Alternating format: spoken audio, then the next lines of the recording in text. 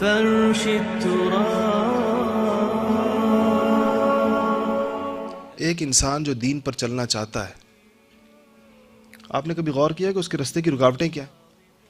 وہ آدمی جو دین پر چلنا چاہتا ہے اور پورے دین پر چلنا چاہتا ہے، اس کے راستے میں 3 رکاوٹیں.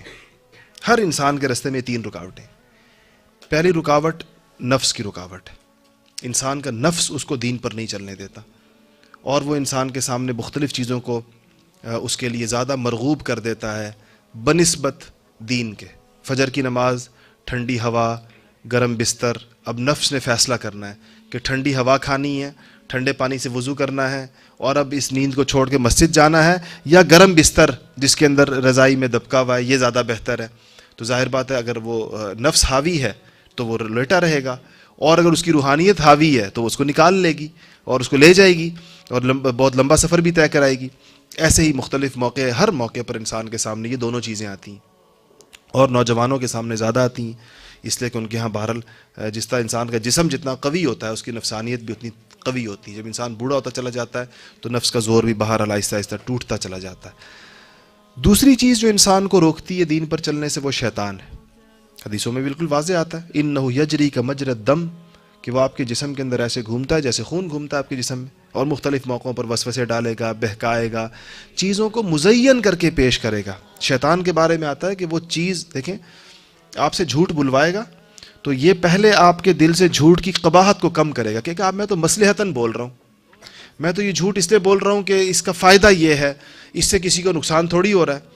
مجھے ایک صاحب کہنے لگے کوئی بات میں نے ان کو سمجھائی تو مجھے کہنے لگے کہ میں جھوٹ بولتا ہوں مگر ایسا جھوٹ بولتا ہوں جس سے کسی دوسرے کا نقصان نہ ہو. جھوٹ کی وہ قسم جس میں دوسرے کے نقصان والا جھوٹ نہیں بولتا. تو میں نے کہا آپ کا اپنا نقصان تو ہوتا ہے ہر جھوٹ میں، کسی اور کا ہو یا نہ ہو اپنا نقصان تو ہو گیا. تو بالکل وہ سمجھ رہے تھے کہ جھوٹ کی یہ قسم اس میں داخل نہیں ہے کہ جس میں کسی کو نقصان پہنچانے والا جھوٹ کہتے ہیں. میں نے کبھی نہیں بولا، ویسے جھوٹ بولتا ہوں. تو یہ شیطان مزین کر دیتا ہے اعمال انسان کے سامنے، یعنی خوشنما کر کے پیش کرتا ہے. تم تو یہ اس مقصد کے لیے کر رہے ہو، تم تو اس مقصد کے لیے کر رہے ہو. نوجوانوں کی مجلس ہے اور مجھے تھوڑا یہ بھی رہتا ہے کہ کچھ چیزیں بھائی شفیق صاحب ایڈٹ کر دیں گے بعد میں، کوئی حرج نہیں اس میں. مجھے کچھ نوجوانوں سے واسطہ رہتا ہے تو میں انہیں کہتا ہوں کہ یہ جو آج کل موبائل ہے اور یہ جو دوسری چیزیں ہیں، اس میں نامحرموں کے ساتھ میسیجنگ کرنا، چیٹ کرنا، تعلق رکھنا یہ ناجائز ہے.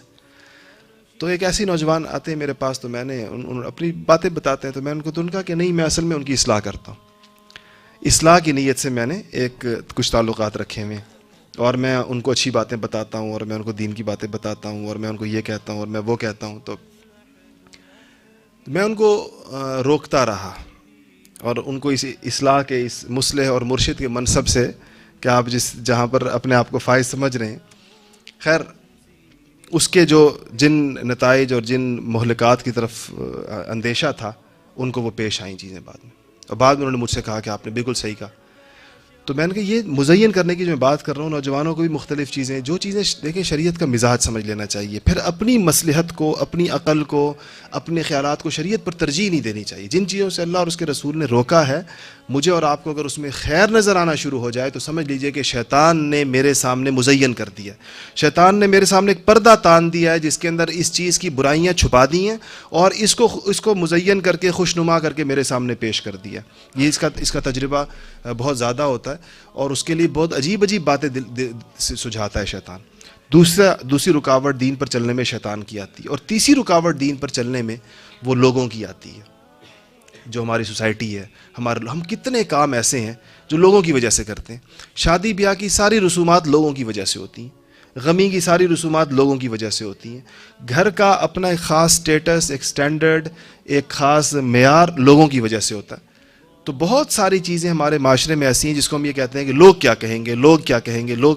تو اگر آپ غور کریں گے تو یہ 3 رکاوٹیں، جو بندہ دین پر چلنا چاہے گا، آپ اس سے جسے نیت کر لی ہے، آپ اسے پوچھیں گے تو آپ دیکھ لیجئے اس کے آپ عذر سنیں تو آپ ان 3 فولڈروں میں سے کسی ایک میں ڈالیں.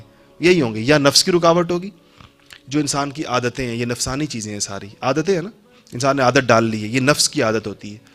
تو عادت ہوگی، بعض چیزوں کی اپنی عادتیں چھوڑنا مشکل ہے، مثلا اسموکنگ چھوڑنا کیوں مشکل ہے؟ عادت ہے.